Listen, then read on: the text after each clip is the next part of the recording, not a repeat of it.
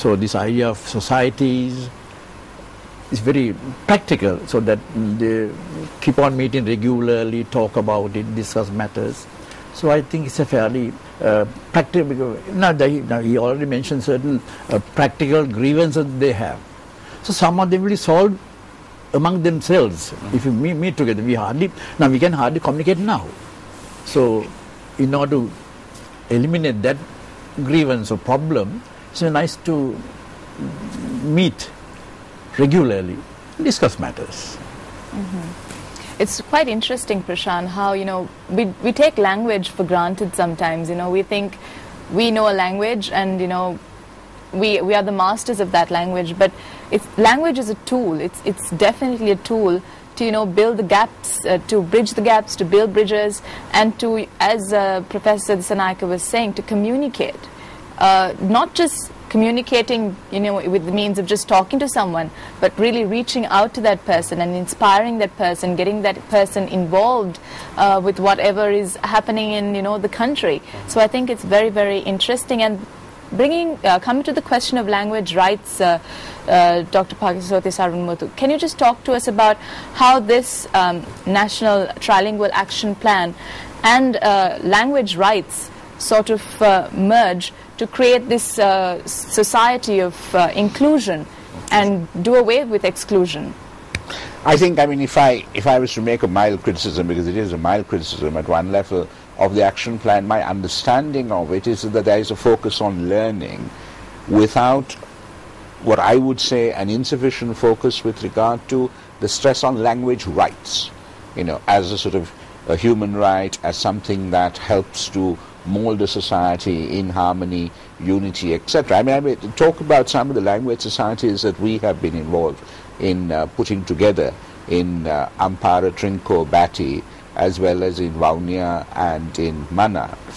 Now, what is important there, of course, is that the citizen is a stakeholder.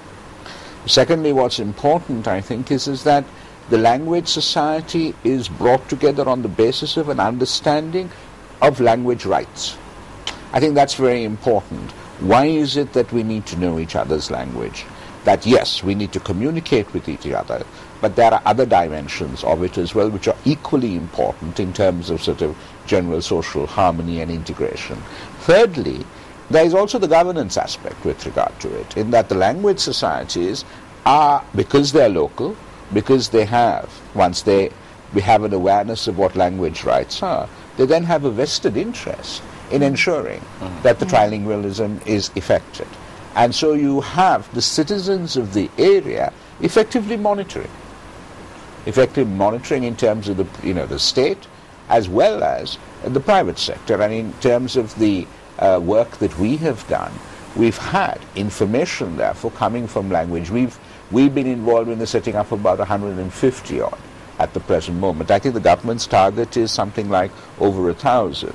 So, if you get them involved and if they go in there with very much of an awareness of why language rights are important, I think we are on the right path there. Well, on that note, I think we should go in for another short commercial break. We'll be right back. Welcome back. We're continuing our conversation and hope you're enjoying it and seeing some insightful and also the importance and relevance for this in Sri Lanka today. It's all about language policy, but at the same time it's all about inclusion. It's all about everybody feeling involved and included in the society, regardless of what language they call their mother tongue. Professor Dissanayake, speaking of, I know you've done a lot of work in this realm, and you are one of the leading experts in the language of Sinhalese, and also you've been trying to help people become multilingual for a while. So this is not something brand new for you. What have been some of your efforts, and also would you like to share about how some other tools that could be implemented in this process? We all agree that we share a whole cultural heritage. Both the Sinhalese and the Tamil share a common heritage. Going to special areas like folk culture, our folk traditions, our folk tales, folk songs, now we share a lot of things, but we don't know about it. So I thought one thing I could do as a teacher of languages is to retell our folk tale in all three languages. For example, I have the famous story about the pumpkin thief. Now this I call it the wisdom of the folk, And this story is illustrated by Sibyl Vetasinghe, one of the expert child artists. So I have this in all 3 languages. That's in English. Then again, same thing in Sinhala, and same thing in Tamil, with the same illustrations in big letters. I say the same story. For the Tamil one, I got a friend to help me. So I thought individually we can do something rather than waiting for everybody to, get in line. I personally did that. And this book on Tamil is for anybody to learn that. And as the first thing, a citizen must be able to read your friend's name or to write your friend's name in the other language. So for this, I wrote a book some time ago called Sinhala, Tamil, English trilingual writing. So it's given same, how to say, Raju or Isrupaya or Rahuman. You get the word who there. How do you write who in Sinhala, in Tamil and in English? So like that, I'm trying to make it very simplified for children or elders to take it up without, like Tamil, Sinhala without tears.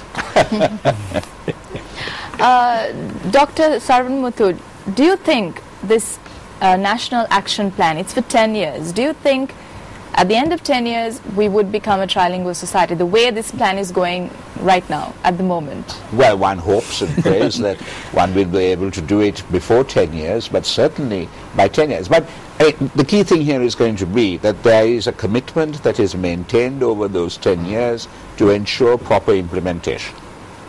And that the spirit, the whole purpose of this endeavor is not forgotten, that it's very much, kept in the forefront. So that's why, for me, the importance of the plan lies at the end of the day in the language societies. Because if the people haven't cottoned on to it as something that is useful for them and important for them as Sri Lankans, then I think if we've got that in place, then I think we can succeed. So neither of us is an astrologer. So we can't make predictions in what will happen in 2012. But we are on the right path. So if we are on the right path, if we take the right steps, I think we are going to end up at the right destination. Destination being a trilingual Sri Lankan society. So we hope we get there. And we join you in that hope because we know the utmost importance of what that is. But also I'd like to point out a few things. You said it's not just hoping that the administration does it. These language societies, civilians, every one of us have a responsibility in this journey towards becoming a trilingual nation. And it's also practical. Make sure that it's practical and it's not just talking about it or just writing about it or, or just, administration of it. It's got to be user-friendly. It has to be user-friendly, it has to be practical, because language is something that is not easy to learn, unless, as you said, know what you know and then develop from there on. So that's practical. So practicality is very important because it's a very sensitive area when it comes to, language. So it was a very, very insightful conversation that we had with two very eminent personalities. Thank you very much for joining us today on the show. So Prashant, that brings us to the conclusion of today's show. Yes, it is. And thank you so much for joining us. You could continue to communicate with us on our Facebook page, Good Morning Sri Lanka. All you have to do is just log in and share your comments on the discussion we had today. And also, we've been asking this question. A little bit of an awkward question, we have to admit. The question of the week has been, what are your comments on the fact that the delegation from Sri Lanka for the Olympics this year is very, very small? Any comments that you have as to why, or maybe even some words of encouragement for the future, please do share it. You can SMS that to us as well. But also going back to today's conversation, we would like to hear your comments, your suggestions, and even your practical ideas as to how you and I can make this happen. Yep, and you can send your views and your comments on to GMSL space comments, and you can send it to 7788 because we would like to hear from you and hear what you have taken out from this show today. So thank you very much for joining us. We'll see you again tomorrow. Till then, take care and have a great day.